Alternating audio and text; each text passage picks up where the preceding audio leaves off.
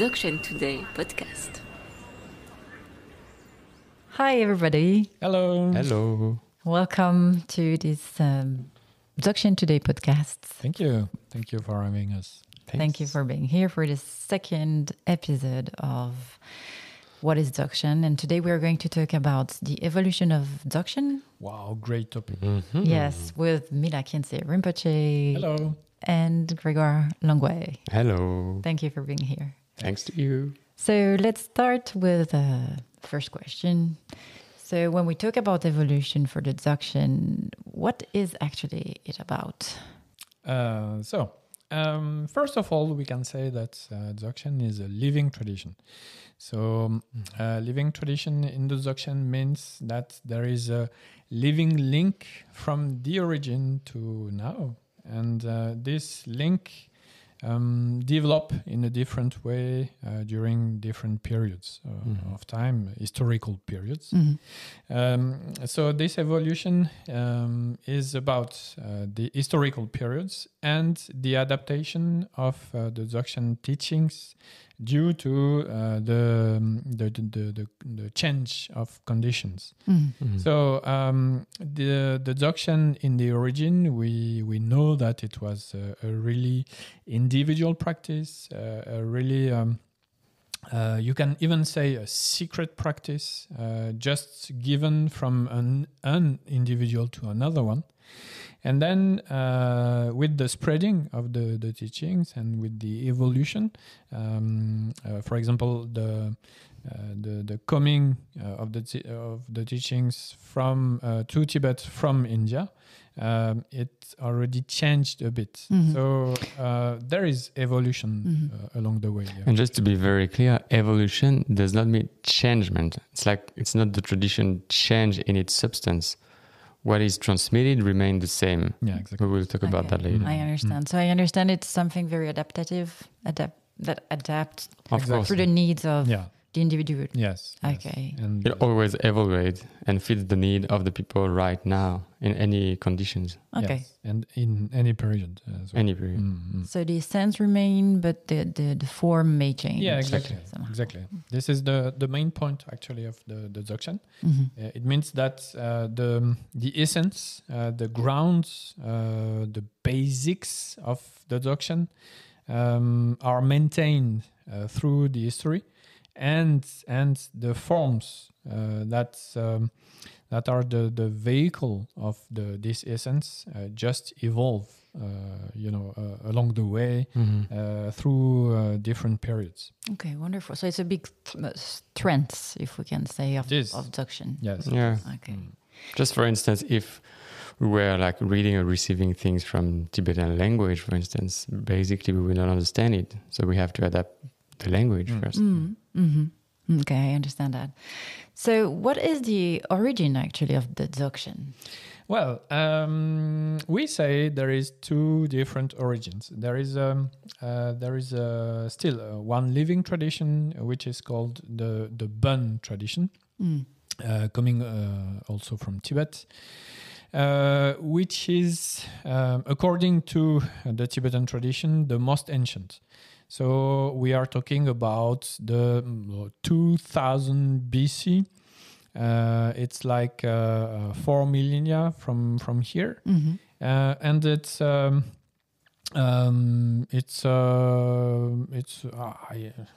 don't know how to put that. It's a more vernacular tradition, coming from Tibet and so on. And then there is a more modern tradition, which is traced back from the 1st to the 2nd century AD, after death. And then this tradition is hosted by Tibetan Buddhism, and in a specific school, which is called Nyingmapa, the ancient school. So these two traditions are the main tradition for the Tibetan world, are the main traditions that are holding the Dzogchen teachings. Okay. Although dates are not very precise, here in the West we are very used, Chinese world too, but let's say dates are maybe not extremely important to practice the tradition. Basically, because when we talk about the origin is not necessarily in space and time. That's something we'll figure out later, maybe. Yeah, because that sounds a bit weird for us. Yeah. Yes. It means that this origin is always present, ever present. To practice the Dzogchen, you have to be connected to the origin, and the origin is not only people in the past. It's not only all people who live in the past somewhere else in the world. It's the origin of the reality. And this, we are not used to understand that anymore, but it's like to be connected to what's beyond what we are used to feel, to touch. That's this tangible world into this tangible world came something that is Dzogchen, and that's the real origin of Dzogchen. Okay, so I understand that there is a kind of tangible time frame. Yeah. That would be the historical masters and the apparition of the historical masters, Exactly. and then an intangible Time. time. Which is, just to sum up in the Dzogchen tradition, this intangible time is the time of the mind. Mm-hmm. But we will see that. Very interesting. Yeah, it sounds very interesting to develop that in further The next episodes. episodes. So That's a secret. So what are actually the main historical milestones of Dzogchen, since we were talking about tangible time frame? So as we said just before, if you just stick, and actually this is from my tradition, so I can just talk about my tradition, which is the Nyingmapa tradition. I am not talking about the Bön tradition here. The main events in this Dzogchen evolution is from the first time, so the first to the 2nd century AD,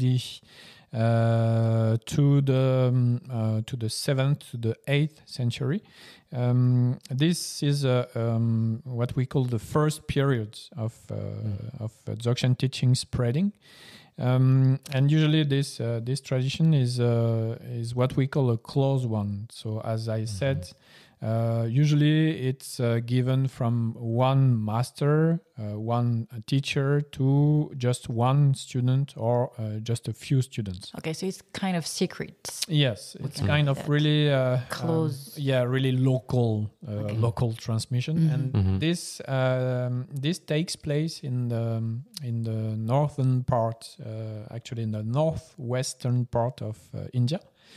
And then we know around the 7th to the 8th, more accurately during the 8th century, that either way some Indian masters came to Tibet, and some Tibetan translators, students, came to India to receive the teachings. So we talk about oral tradition. It's transmitted to one master, to the teacher, to a student who transmitted to his own student, and it's a direct and linear, constant transmission through the mouth. And this is called a lineage. Yes. In the Dzogchen tradition. Okay, so at that time it was not supposed to be very public. No, not at all. So it's not a wide audience. No. There were no podcasts about it. No.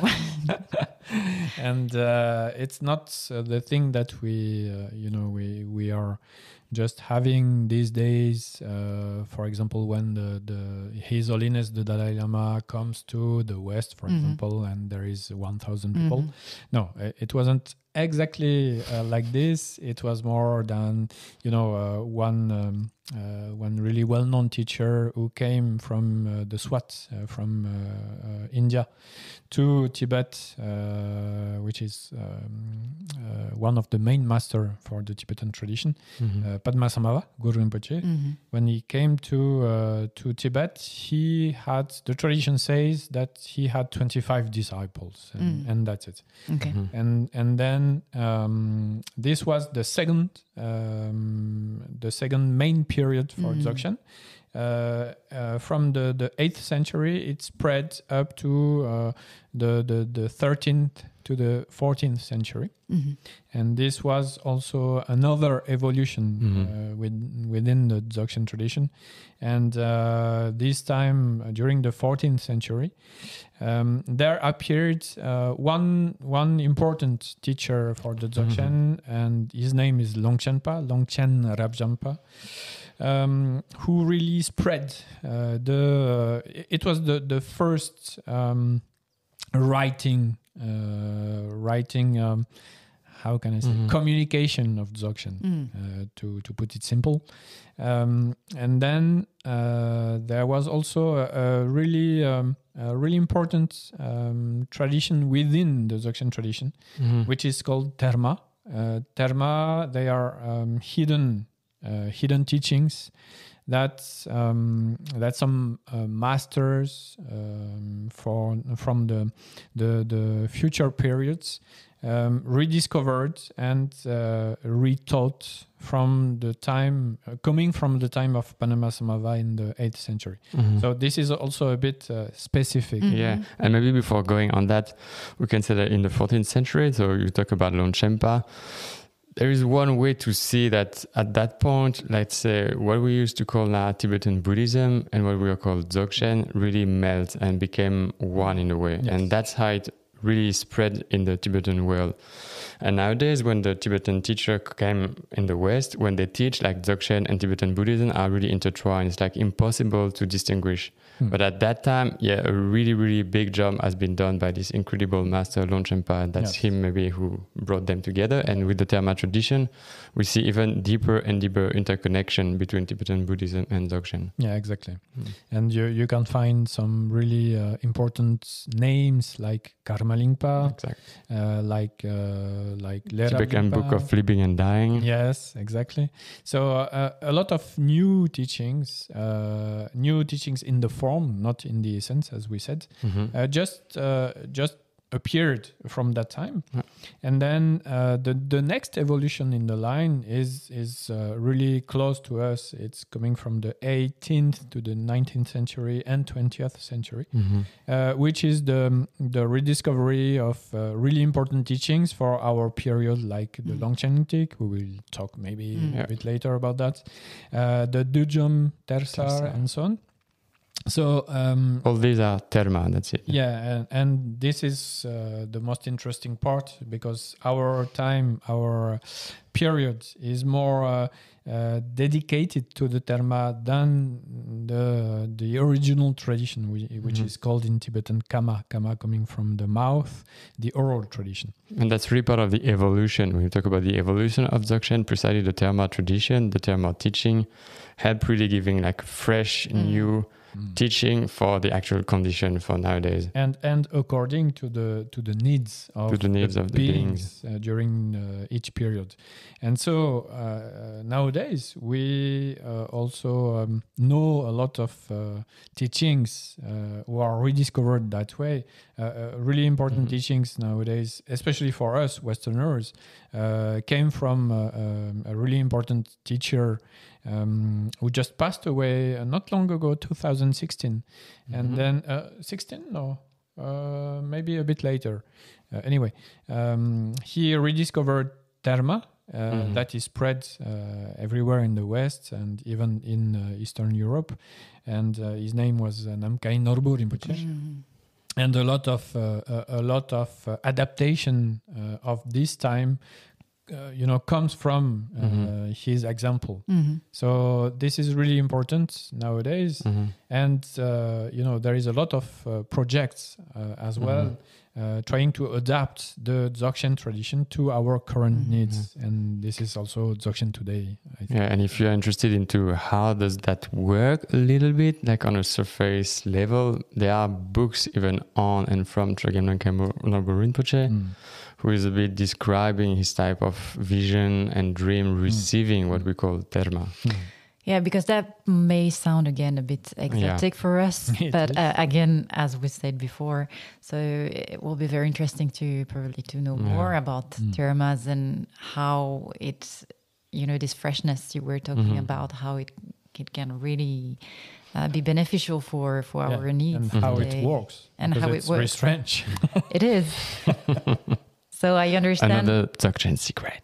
Yes, lots of secrets. So I understand that there were different period of time that was dedicated to specific audience, and as the 14th century, it started to spread, but also to get mixed with Buddhism. Actually. And so, where has Dzogchen come to today in regards with that? It's exactly the same actually. Dzogchen has to answer our current needs and struggling and so on.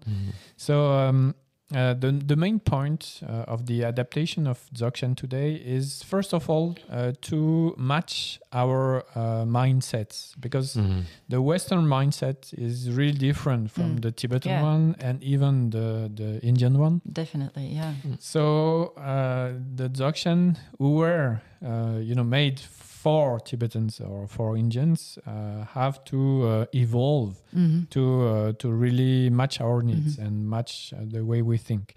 So this is the actual evolution. Nowadays there is new teachings, adaptation of teachings for us Westerners, and actually this is one of the main points today. Okay. Of the Dzogchen Tibet project, Yeah. Yes. Because today we can see that there are lots of suffering, mental suffering. Probably that was not existing at that time. Yeah, like, internet. Internet, everything goes very fast. Exactly. We are stressed. We are very stressed. We are running out of time and lots of depression, burnout. So would Dzogchen address this kind of suffering? Actually, tell us a bit more about that. Sure. Dzogchen is all about answering the suffering problematics. So this is what we call the relative answer. There is an ultimate answer, but this ultimate answer is first of all, it's in the end. So when you reach the result of the great perfection. So we will talk about that later. But the relative answers are decreasing suffering. Yeah.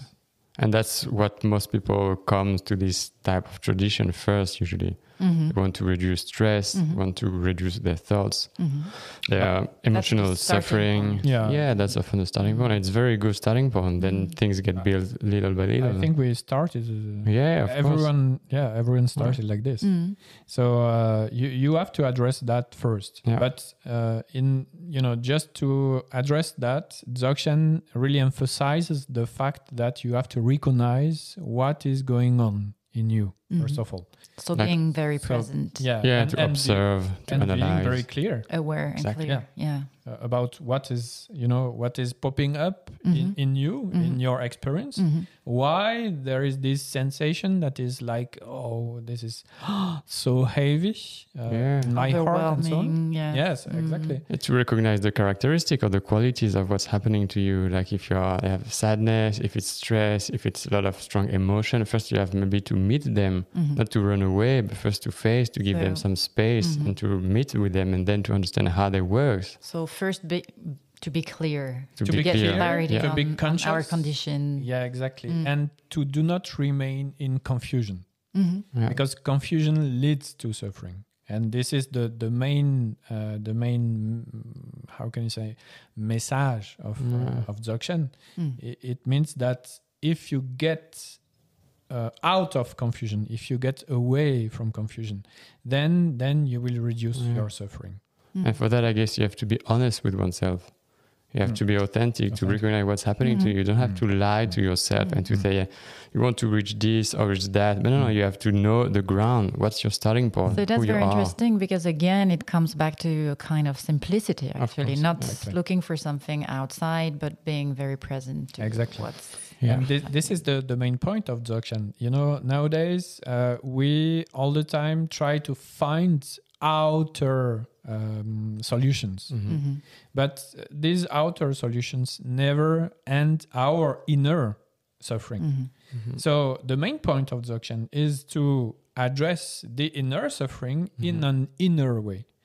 And, as your action in the world is really rooted to your own state, then when you just address your own state, you address the state of the world. It means that if you find yourself solution, you can give solutions to everyone else. Okay, so I understand that's a very nice conclusion of working on ourselves to be able to for the common good. Yeah, exactly. Starting with oneself. And everything about Dzogchen today is about that. It's a bit commercial, but that's it. So we'll know more probably about what is the Dzogchen Today project related with our own good and the common good. Yeah, exactly. Okay, wonderful. It's the heart of the project. And we'll come back to you soon. Sure. Wonderful. Thank you so much for Thank you very much. And see you in the next episode. See you. Bye. Bye-bye. Thank you.